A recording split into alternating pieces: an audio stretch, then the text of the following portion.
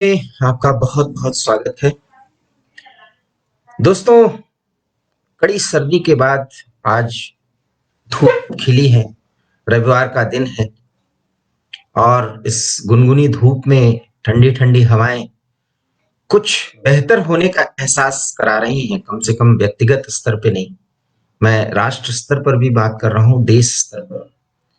लेकिन इतना जरूर है कि दिल्ली सराउंडिंग एरिया पे के नजदीक इर्द गिर्द, या आप कह सकते हैं दिल्ली एनसीआर सहित इससे जुड़े और क्षेत्रों में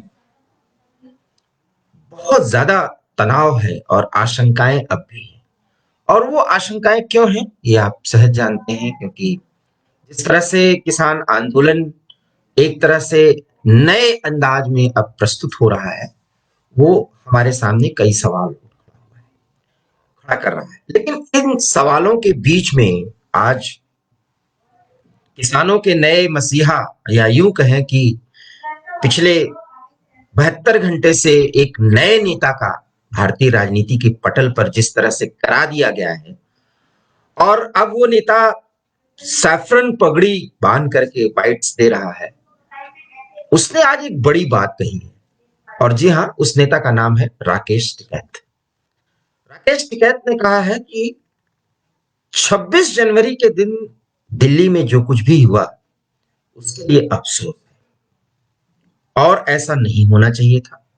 जो लोग 26 जनवरी के दिन उस घटना को अंजाम देने के लिए जिम्मेदार हैं, उनको आइडेंटिफाई किया जाए, उन्हें गिरफ्तार किया। बेहतर बात है, क्योंकि अब राकेश टिकैत को आप सिर्फ अगर किसान नेता मान रहे हैं तो फिर एक बड़ी भूल कर रहे हैं। राकेश टिकैत को स्टैब्लिश किया गया है, वो एक बड़े नेता के तौर पर आए। और राकेश टिकैत जी इस समय उन सारे नेताओं से उनका कद काफी ऊपर उठ चुका है। जो नेता अभी भड़का करके राकेश टिकैत को एक टूल के रूप में, एक हथियार के रूप में इस्तेमाल कर रहे थे, और हरियाणा से लेकर के उत्तर प्रदेश तक जिन्हें पूरी तरह से अस्त व्यस्त कर देने की बड़ी संभावना नजर आ रही थी, वो लोग बहुत कुछ सोच रहे थे, बहुत कुछ करा देने के लिए। लेकिन एक बात याद रखिए, जो मैं बात पिछले 60 दिनों से कह रहा हूं, न गोली चलेगी, न लाठी चलेगी, न डंडा चलेगा, बल्कि इस बीच बीच में अति उत्साह में जो नेता बना दिए गए हैं किसानों के, किसानों को ढाल बना करके जो बॉर्डर्स पर आंदोलन का एक बहुत बृहद स्वरूप प्रस्तुत किए जाने की कवायद चल रही है, आप यकीन मानिए उसका होना कुछ नहीं है। बातचीत होगी, उस बातचीत में जो 11वें दौर की जो बातचीत थी, उसमें जो प्रस्ताव था उसी के इर्द गिर्द जाकर के बात बनेगी, सस्पेंशन होगा। और वो बात 11वें दौर में थी, लेकिन शायद इन किसान नेताओं को, जो कि उन तत्वों का या उस हैंडलर का हथियार अभी 62-63 दिन से बने हुए हैं, इनको इस बात का एहसास था कि दिल्ली और दिल्ली के इर्द गिर्द गोली चलेगी। यकीन मानिए राकेश टिकैत की गिरफ्तारी हो जाती उस दिन, लेकिन क्यों नहीं किया गया? क्योंकि पश्चिमी उत्तर प्रदेश को जला देने की और जाट अस्मिता को पूरी तरह से ध्वस्त करके जाटों को भी उग्र रास्ते पर जाने के लिए, उनको तैयार कर देने के लिए, उस मन स्थिति में ला देने के लिए एक बहुत बड़ा षड्यंत्र बन चुका था। और इस षड्यंत्र को अंजाम देने की रूपरेखा बहुत पहले बन चुकी थी, जिसके बारे में मैं पहले कह रहा था। मैं बराबर जिस बात को कहता रहा हूं पटल पर, राजनीतिक पटल पर या जो घटनाक्रम के पटल पर, तो वही हो रहा है। इसलिए मैं हम ठोक ठोक के कह सकता हूं कि ये होगा। अभी भी मैं कह रहा हूं कि दीप सिंधु नामक उस शख्स को, जिसने की लाल किले पर भारतीय स्मिता, भारतीय गौरव, भारतीय पहचान, भारत की आन बान शान पर जिसने कुछ 90 मिनट में किया कराया है, उसको सुरक्षित रखे जाने को सुनिश्चित करना ही चाहिए केंद्र सरकार को, क्योंकि उसके पास वो राज है, जिस राज की बात मैं 65-66 दिनों से कह रहा हूं, और जिसको लोग पहले बहुत सामान्य तौर तरीके से ले रहे हैं। मैं बार बार कह रहा हूं कि ये आंदोलन न तो अब कांग्रेस के राहुल गांधी के हाथ में है, जयंत चौधरी और अजीत चौधरी भी इधर बीच इसमें राजनीतिक रोटी सेकने की कोशिश कर रहे हैं, इनके हाथ में भी कुछ नहीं है। रही बात कि ये 42 संगठन के ये जितने भी नेता हैं, इनके भी हाथ में कुछ नहीं है। ये सिर्फ उतना ही पार्ट अदा कर सकते हैं जितने के लिए ये अधिकृत हैं। इसलिए राकेश टिकैत अभी आपको हीरो की तरह नजर आ रहे हैं, और लेफ्ट लिबरल गैंग के वो तथाकथित जो सिर्फ व्यवस्था के विरोधी हैं, राज और सुशासन के विरोधी हैं, वो सारे इसमें ढेर सारे वो बड़ी बड़ी बातें कर रहे हैं, लेकिन उनको कुछ नहीं मिलने वाला। मुद्दा सिर्फ ये है कि Singhu border, Tikri border, Shajapur border, Ghazipur border पर जो रोज किसानों का रेला आ रहा है, क्या एक नई तरीके से अराजकता को पैदा करने की कोशिश की जा रही है? इतना तो तय है कि ये सरकार अब बिना बातचीत के, बिना ऐसे कानून तो वापस ले नहीं सकती, क्योंकि कानून वापस लेने का मतलब फिर पूरे देश के साथ बहुत बड़ा मजाक हो जाएगा। अभी सिर्फ किसानों के नाम पर ये जो भारत में जाति व्यवस्था पर बहुत बड़ा चोट करके पूरी व्यवस्था को तहस नहस करने की थी, मोदी सरकार को इतना बदनाम कर देने की थी कि उसकी स्थिति इंदिरा गांधी की आपातकाल वाली हो जाती। ये सारी स्थिति लाने में ये सारे षड्यंत्रकर्ता और षड्यंत्रकर्ताओं के ये जो तार, इसका एक हैंडलर है, चाहे वो देश हो सकता है, वो है, उसका प्रमाण भी बहुत जल्दी आने वाला है। मैं बार बार कह रहा हूं कि फ्रॉम चीन टू पाकिस्तान इन इंडिया, ये सारा है। आखिर में कैप्टन अमरिंदर सिंह को यह बयान क्यों देना पड़ा है कि इस किसान आंदोलन को सही से टैकल नहीं किया जाएगा तो पाकिस्तान बहुत बड़ा गेम खेल देगा। अमरिंदर सिंह पाकिस्तान तो बहुत पहले गेम खेल चुका है। सिंह साहब, आप इसका एलेबोरेशन या इसका इलस्ट्रेशन या इसकी जो संभावना आप देख रहे हैं, इस देश का कोई भी समझदार नागरिक है जिसको राजनीतिक घटनाक्रम पर और इस तरह के घटनाक्रम का पूरा लेखा जोखा उसके पास है, उसको संज्ञान में वो रखता है, उसे पता है कि पाकिस्तान कहां कहां इस किसान आंदोलन का इस्तेमाल करना है। और ये तात्कालिक रूप से पाकिस्तान कोई योजना नहीं बना रहा, ये योजना इस किसान आंदोलन के शुरू किए जाने से पहले ही बन चुकी है, क्योंकि पाकिस्तान की एक बड़ी भूमिका है। इजराइल दूतावास के सामने ये जो बम विस्फोट है, किसान आंदोलन के बाद ये अराजकता की जो स्थिति थी, जिस दिन वीटिंग रिट्रीट होता है उसी दिन एक बहुत लो इंटेंसिटी का बम फूटता है। और आज खबरों में है कि वो जैश हिंद नामक एक आतंकी संगठन ने इसकी जिम्मेदारी ली है। देखिए, ये सारी चीजें उस अराजकता से जुड़ती है जो अराजकता पैदा करने की कोशिश इधर 1 साल से बनाई गई थी। और जब किसान आंदोलन इस तरह से था, जिसके राजनीतिक ऊर्जा और जिसकी धार को राहुल गांधी जाकर के ट्रैक्टर पर चढ़ के भाग के आए थे, उसके बाद वो सब चीजें आगे बढ़ रही थी।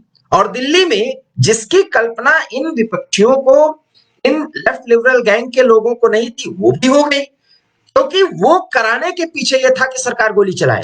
अदरवाइज गोली चलाने का इतना इंतजार था कि एक बहुत ही स्वनामधन्य एक पत्रकार हैं, जिनको बेचारे को अपनी नौकरी भी खोनी पड़ी, हालांकि वो कई जगह जाते हैं, मार खाते हैं, लेकिन वो वास्तव में वो विचित्र इंसान है, विचित्र प्राणी है, और उनको उसी में अच्छा लगता है। क्यों? कि उनको लगता है कि देश के प्रति वो ऐसा करके बहुत बड़ी भूमिका अदा करते हैं एक पत्रकार के रूप में। उनको अपनी नौकरी गंवानी पड़ी। अब एडिटर्स गिल्ड को उनके पीछे आकर के उनका जो बचा खुचा जो सम्मान है वो बचाने की कवायद चल रही है, लेकिन उनको इतनी जल्दी पड़ी थी कि ट्रैक्टर का एक चालक उस अराजकता के दौर में अति उत्साह में उसने सब कुछ तहस नहस करने के लिए जो स्टंट किया, उसमें वो मारा गया, जबकि उन्होंने तुरंत ट्वीट कर दिया कि ये तो गोली से मारा गया। खैर, इन पत्रकारों पर बार बार बोलने से, समय खर्च करने से कोई बात जाने वाली नहीं थी। बात यह है कि जो इन दिनों पिछले 72 घंटों से जिन्हें किसानों के मसीहा के साथ साथ इस देश का एक बड़ा मसीहा, एक किसान बना दिया गया, रोने धोने के बाद, बहुत मिन्नत करने के बाद, अंतिम जो अस्त्र उन्होंने आंसू का इस्तेमाल किया, उसके बाद अब वो उपवास करने के बाद 30 जनवरी के बाद वो बहुत सधी हुई भाषा में बात कर रहे हैं, क्योंकि अब सारे नेता सिर्फ राकेश टिकैत के पीछे चल रहे हैं, याद रखिए। और सिंघू बॉर्डर से लेकर टीकरी बॉर्डर पर जो भी मूवमेंट हो रहा है वो राकेश टिकैत के निर्देशन में चल रहा है। तो अब वो एक बड़े नेता के तौर पर, किसान नेता तो अब हो ही गए वो, अब वो बड़े नेता होंगे, लेकिन देश के लिए वो सम्माननीय नहीं होंगे। ये बात किसी दुराग्रह से मैं नहीं कह रहा हूं। राकेश टिकैत की जो अभी तक की कवायद रही है, जो अभी तक की भाषा रही है, और उसमें जो एक राजनीतिक मक्कारी झलकती है, उसकी पराकाष्ठा को वो पार बहुत पहले कर चुके थे। अब उस लाइन पर वो अपने आप को स्टैब्लिश करना चाहते हैं। और फिर 26 जनवरी के दिन जो कुछ भी हुआ, उसके दोषियों को गिरफ्तार करने की बात करके राकेश टिकैत ये साबित करना चाह रहे हैं कि उनका दोष छिप जाएगा, या जिन धाराओं के तहत उनकी गिरफ्तारी हो सकती है वो बात खत्म हो जाएगी। तो ये ऐसा नहीं हो सकता। हाँ, ये और बात है कि उसमें कोई एक राजनीतिक सुलहनामा हो और वो बातें हो जाए, तो मैं नहीं कह सकता, क्योंकि 26 जनवरी के दिन अराजकता का जो नंगा नाच हुआ है, चिल्ला चिल्ला के ये देश की जनता कह रही, राकेश टिकैत जी आपको जवाब देना होगा। बालियान खाक के आप सर्वे सर्वा बन गए, महिलाओं ने चूड़ियां उतार दी, तो फिर आपके पास 50,000 लाखों की भीड़ आ गई। लेकिन ये देश 135 करोड़ हिंदुस्तानियों का है राकेश जी। जिस तरह से बक्कल उतारने से लेके और तेल को डंडा पिला करके, जो तेल में डंडा भिगो करके जो आप झंडा फहराने के लिए मंगवा रहे थे, सबको पता चल चुका है कि आप करवाना क्या चाहते थे, और करवाया आपने। मारे नहीं गए, लेकिन 400 से अधिक पुलिसकर्मी घायल हैं, और जिसमें बहुत से जाट भाई भी हैं। राकेश जी, आपने जो भूल कर दी है उस पर कितना मरहम लगाइए, कितना लेफ्ट लिबरल गैंग के ये बौद्धिक जो सुनामधन्य कुछ पत्रकार हैं, कुछ विचारक हैं, कुछ किसी संस्था को चलाते हैं, वो सब आपके पीछे इस समय दिख रहे हैं और सब कुछ करने की कोशिश कर रहे हैं कि आप हीरो बन जाएं, किसानों के मसीहा बन जाएं। राकेश जी, वो बात बनेगी नहीं, क्योंकि आपने वो काम कर दिया है जिसके लिए ये देश आपको माफ नहीं करेगा। और यकीन मानिए, पश्चिमी उत्तर प्रदेश के 4 जिलों से बाहर अगर आप गए, तो आपको ऐसा नहीं है कि अब आपको दौड़ाया जाएगा, पगड़ी उतारी जाएगी। आपने जो काम किया, जिस तरह से आप लाखों लोगों को भड़काए, वो आप कर सकते हैं, आपके पीछे चलने वाले लोग कर सकते हैं। जो आपकी सोच है, जो आपकी औकात है, उसको आपने कर दिखाया। लेकिन जाट स्वाभिमान को जो चोट राकेश टिकैत जी आपने पहुंचाई है, उसका खामियाजा कुछ सालों में आपको दिखेगा। अभी नहीं समझ में आ रहा, अभी तो आप चने की झाड़ पर चढ़ाए जा रहे हैं। आप कांग्रेस पार्टी के भी हथियार बने हैं, आप लेफ्ट लिबरल गैंग के कुछ बुद्धिजीवी पत्रकारों के भी हथियार बन रहे हैं, क्योंकि जो जिनके आप हथियार बन रहे हैं, उनका एकमात्र मकसद है मोदी विरोध, मोदी सरकार को बदनाम करने के लिए। लेकिन देश की जनता मोदी सरकार को बदनाम नहीं कर रही है। हाँ, उसकी नाराजगी तब बढ़ जाएगी जब आप जैसे कई लोगों के कुकृत्यों का सही दंड आपको नहीं मिलेगा। आप होते रहिए, घेरे रहिए आप दिल्ली तो मजबूर है, दिल्ली तो सालों से घेरी जा रही है, दिल्ली तो 1-1.25 साल से घिर करके रहने के लिए मजबूर है। और इसीलिए लोकतंत्र में अपनी मांग मनवाने का एक जो ये तरीका है, जो अराजकता के रूप में दिख रही है, और जिसकी एक परिणति और भी दिखी कि बम भी फोड़ दिया गया। कोई संगठन ले ले अपनी जिम्मेदारी, तो जो अराजकता और अनिश्चितता का माहौल दिल्ली में बनाया गया, उसका ठीकरा कम से कम जब भी फूटेगा, उसमें किसान आंदोलन का नाम आएगा। कितना ज्यादा टैपिंग, कितना ज्यादा असम्मान आपने जाट कम्युनिटी के प्रति पैदा कर दी है, ये आपको एहसास नहीं है। सांसद बन जाइए, आप 8-10 जिलों के मसीहा बन जाइए, लेकिन ये देश 135 करोड़ लोगों का है, और इस 135 करोड़ की जनता की जो चाहत है, उसको मोदी सरकार आगे वहन कर रही है। इसीलिए वो झुकते हुए नजर आ रही है, और इसीलिए मोदी को यह कहना पड़ा है कि एक फोन कॉल की दूरी पर बात खड़ी है। डरा कोई नहीं है, ये आप गलतफहमी में हैं।